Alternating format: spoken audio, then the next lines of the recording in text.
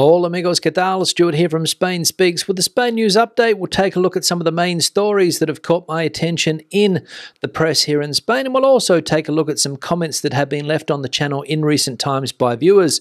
Before I begin, a huge thanks to all of the people that have supported the channel in recent times, whether it's by buying me a coffee, whether it's through the Super Thanks option on YouTube, longer-term supporters on Patreon, channel members of this YouTube channel. Thank you very much for that support. Now, straight into the news, and according to a recent survey, for 30% of Spaniards, immigration is now their primary concern. And as we can read here, how immigration became the issue that, according to the CIS, concerns Spaniards the most. Immigration is the main concern for 1 in 3 Spaniards, 30.4%, according to the Centre for Sociological Research, the CIS. Why? There are technical nuances that may have influenced this result. For example, the questionnaire included a question that mentioned the increase in the immigrant population, which could have affected respondents' perception of this issue. But there are also patterns. The issue of immigration tends to be more concerning after the summer, likely due to the arrival of migrants on Spanish shores. It also increases when there are fewer economic problems, and it grows when the foreign-born population increases, although there is no direct correlation. The percentage of residents in Spain born in another country has tripled in 20 years, rising from 6% in 2002 to the current 19%. The reasons for the rise in fear of immigration are varied, and all messages, whether true or false, that shape the public debate play a role. In Spain, amidst an increasingly polarized climate, immigration has become a central issue used by political parties. So, there we go, and basically when the Spanish economy is going okay, which apparently it is at the moment, people's concerns turn to things like immigration. And as we also saw there, it has become a political tool used by some parties. Second piece of news now, and some more news about the tourism industry here in Spain. And according to this article, Spain could lose up to 7% of tourism if temperatures continue to rise.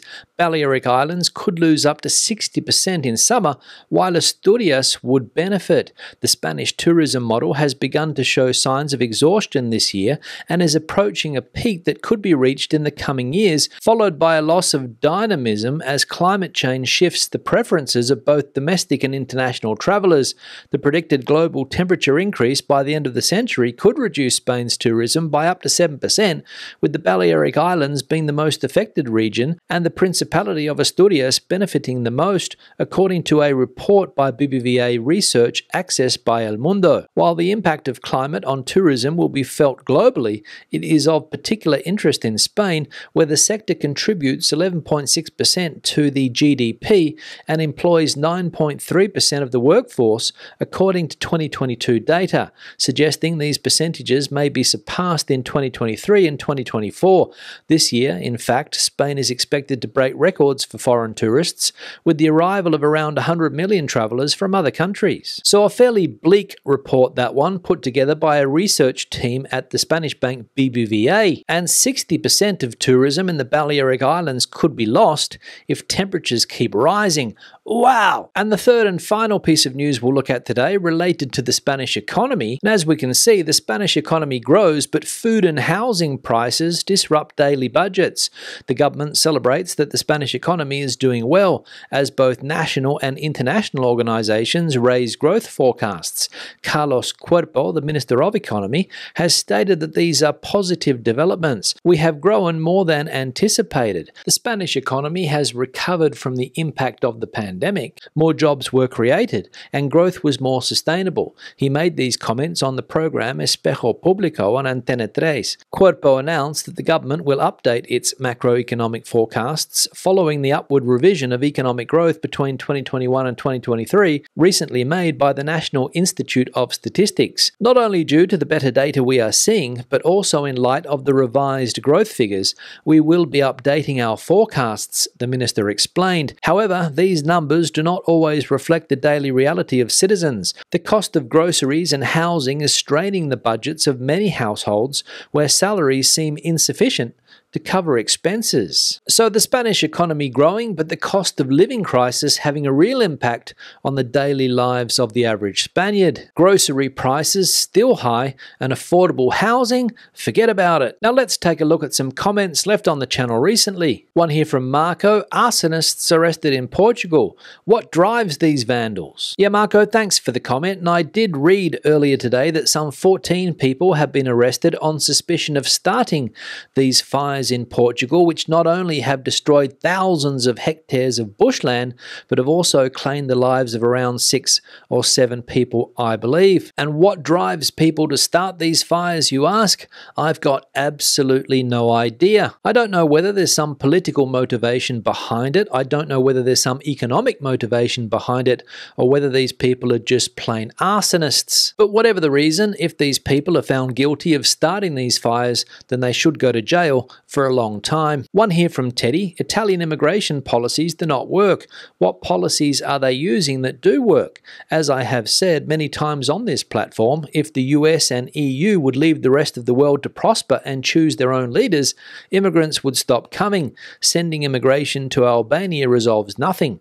Keep up the good work, Stu. Yeah, Teddy, thanks for the comment. And the Italian immigration model has been spoken about a lot this week here in Spain, mainly because the main opposition leader, Mr. Feijóo, travelled to Italy yesterday or the day before and met with Ms. Meloni to discuss the topic of irregular migration. He thinks the Italians have worked it out and wants to copy parts of this immigration policy. And I agree, Teddy. I don't know whether sending migrants that arrive in Italy to Albania solves the problem or not. More likely, you just create another problem for another country. But of course, voters are kept happy because it's not happening in their backyard, and that's what Ms. Meloni wants. And again, I'll say it, this situation is a lot more complex than many politicians would like us to believe. And until the real issues are dealt with, it'll never stop. One here from Janook: the golden visa has been nothing more than a money laundering outlet for foreign governments and oligarchs. Yeah, Janook, thanks for the comment, but I wouldn't say this golden visa scheme is nothing more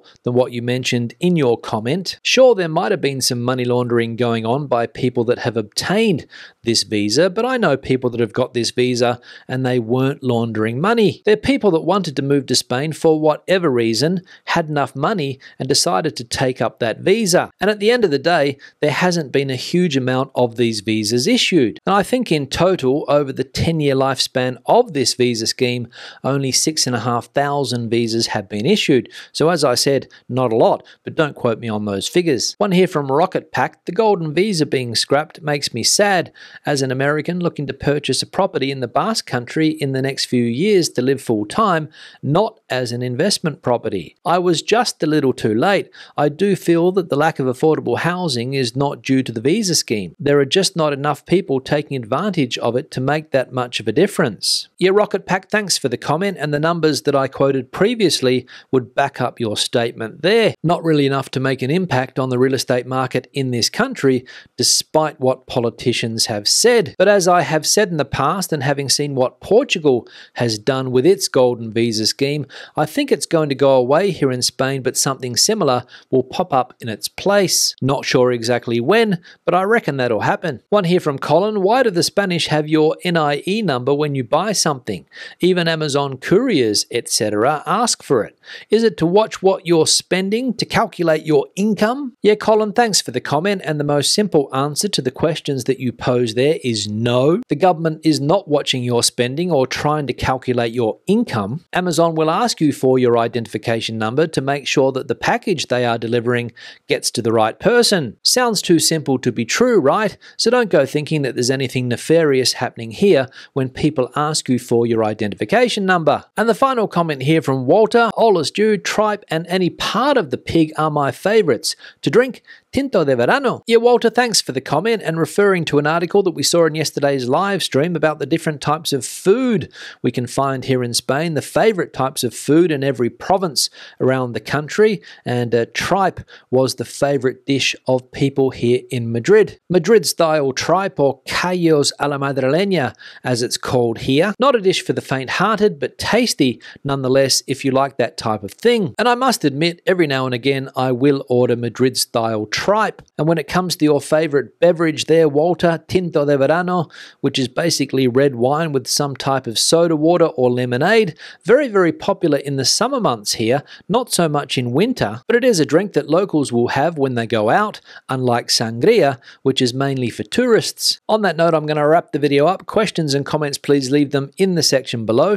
If you have anything to add to the conversation today, the comment section is the place for you. Give the video a thumbs up if you liked it, thumbs down if you didn't. I'll see you in the next one. Hasta luego.